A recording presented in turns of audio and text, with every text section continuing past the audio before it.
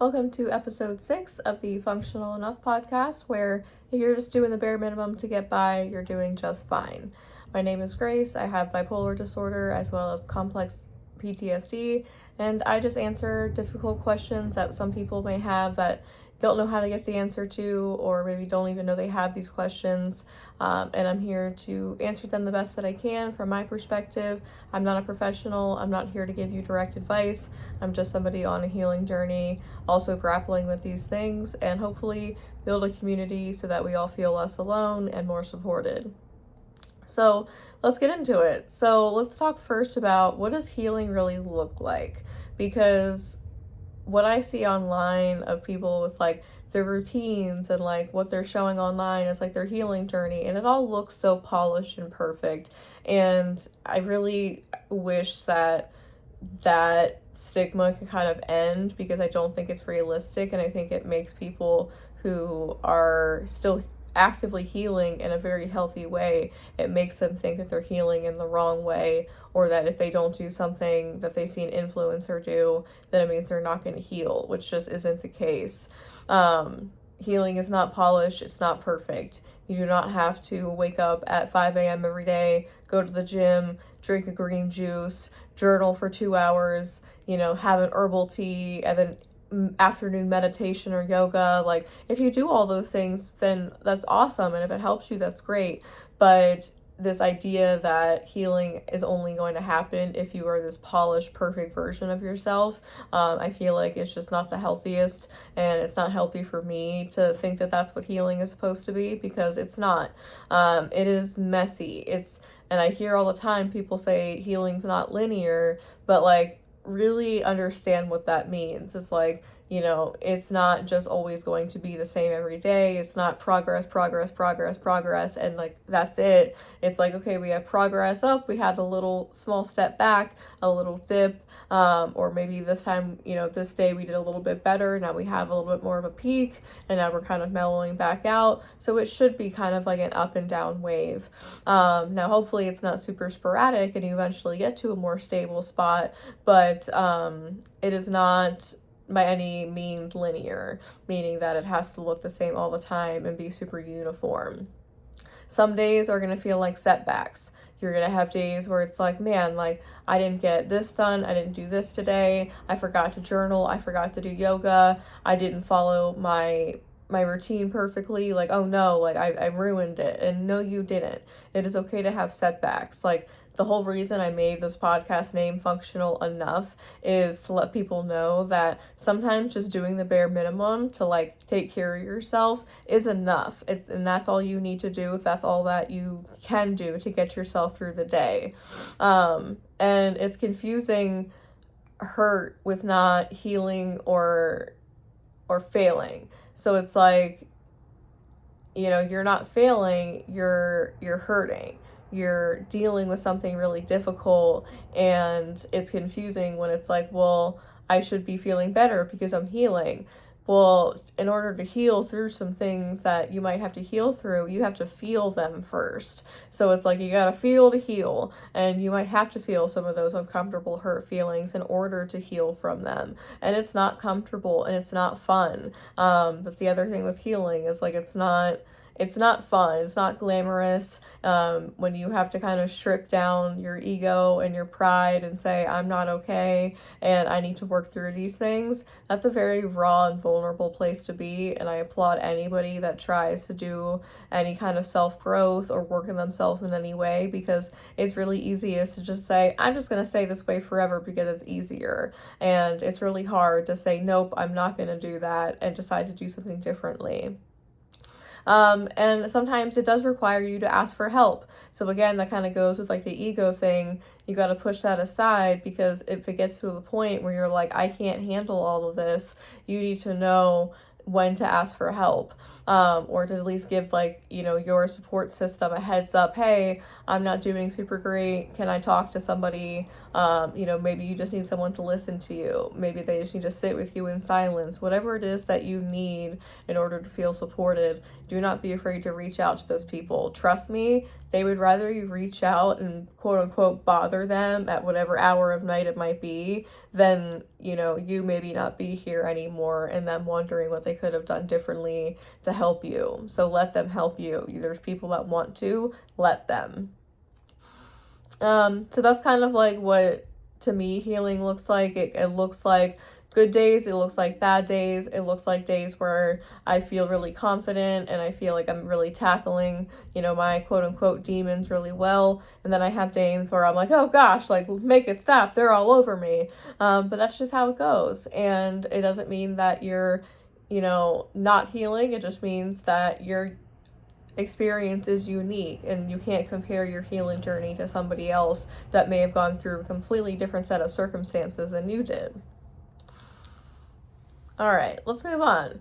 Let's talk about what was rock bottom for me. And I would say right now, if I'm being honest, no.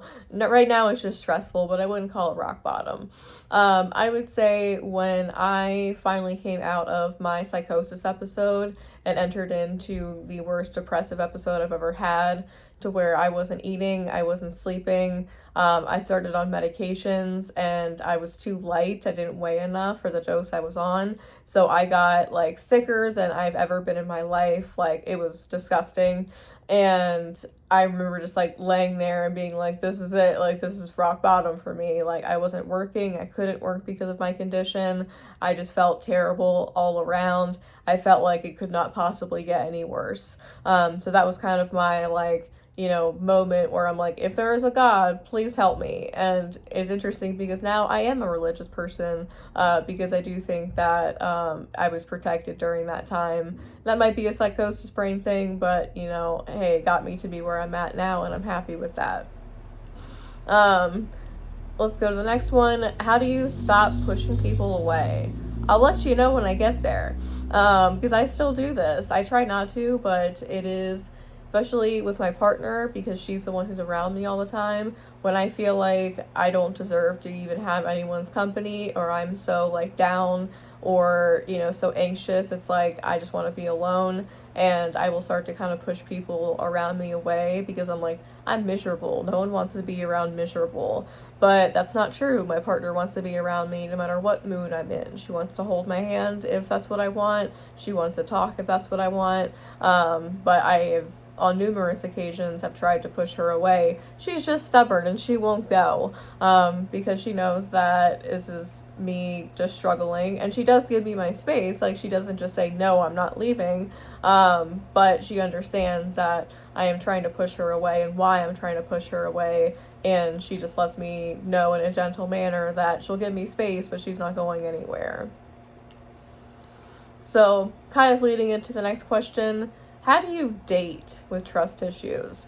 It's difficult. Now, my partner and I feel like are lucky in the sense that we were already together for a little while before like I had my episode.